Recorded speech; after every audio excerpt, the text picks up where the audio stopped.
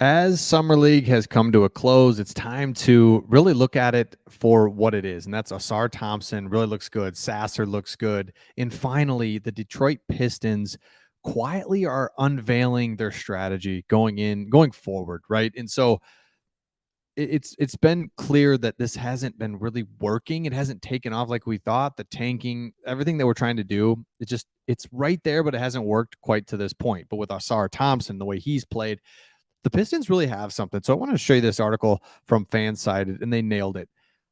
In order for the Pistons to be good, they have to be good defensively. And for the first time in forever, we have a small forward that's a great two-way player.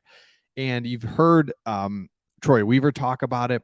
You've heard other people within the organization say, okay, fine, we have to get back to what we've always been as Detroit Pistons. We're good on defense.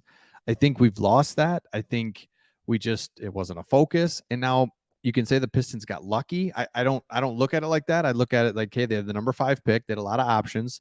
They get it right with Ausar Thompson. But they say we want to be good offensively, of course, but defensively. That's where we need to be. So if you look at this list, it's Detroit Pistons small forwards since Tayshaun Prince. And this just illustrates why the Pistons haven't been good. You need a small forward that's a great two-way player. That's just what you need. You need a guy that's disruptive on defense, blocks shots enough, a little bit, steals, assists, can get open, moves the ball, a great glue guy, all those things. Small forward is such a big piece because your point guard is not going to be your blocking shots or, like there's just something about the small forward where they're a hybrid. They can get up and down the court a little bit, but they can also rebound and play defense. There's different things that they can do. So if you look at this list, it's quite interesting. Kyle Singler, I mean, come on, what are we doing? Corey Maggette. Just real quick on Singler. Part of the Pistons' worst drafts of all time. It's possible the Pistons were cursed after taking Brandon Knight instead of Kawhi Leonard. Huh, unbelievable. Corey Maggette, Caron Butler. Yeah, absolutely. That was cool. Reggie Bullock. Loved Reggie. Oh, he says right here, I loved Reggie as a player and a person, still knocking on three. But it was never, you knew where his ceiling was. And hey, cool. Thank you, Reggie. But Stanley Johnson. Oh my gosh. Everyone is hoping Ausar doesn't turn out to be the next athletic forward who can't shoot. Johnson was suited to play the 4 anyway. Yeah, he really was. And Stanley Johnson just was part of that Pistons team that was the middle, everything was clogged up. Greg Monroe. I mean, it just the whole thing. Stanley Johnson never had a chance, really, when you look back at it. Marcus Morris, Glenn Robinson the third. I mean, Tony Snell. The only guy who could play 40 minutes without scratching the scorecard. Oh my gosh. Sadiq Bey showed promise, but ultimately traded away. Tyler Cook, Kevin Knox, Isaiah Livers. Okay. That's the difference in Livers and Thompson. Thompson jumps off the page. Livers, hey, good. Might be there, might not. Defensively. Ausar just is so strong.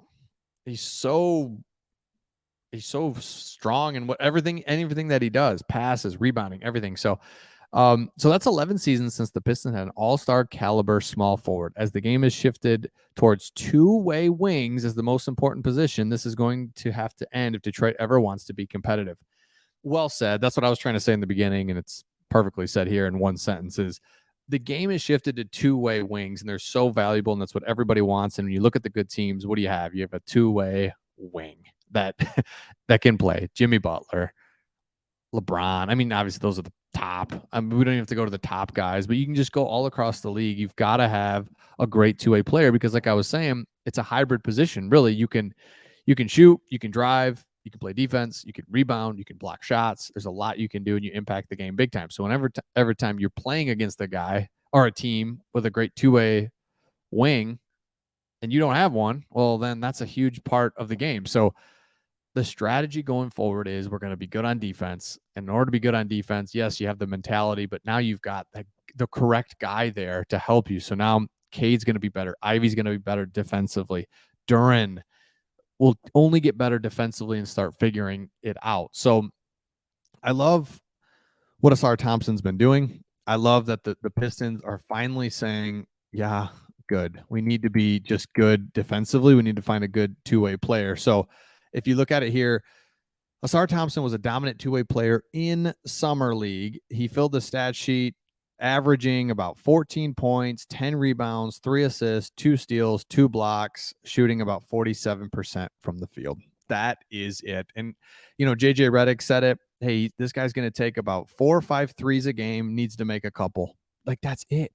And you've seen him. And the thing about Ausar is, like, he really wants to be good offensively, obviously. And he said it in a post-game press conference. I want to be really good. He said, I'm confident in my game offensively. But when that's not going ideally, he's like, I'm going to do other things to stay on the court. I don't want to come off the court.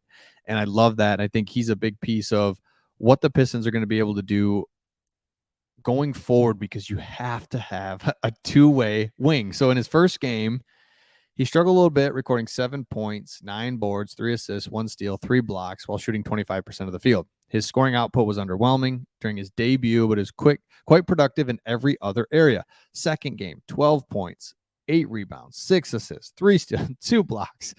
That is the thing about him, is just stat sheet is always going to be good. And then his third game, here is where, I mean, if he could be here, 17 points, 9 rebounds, 3 assists, 4 steals, 2 blocks.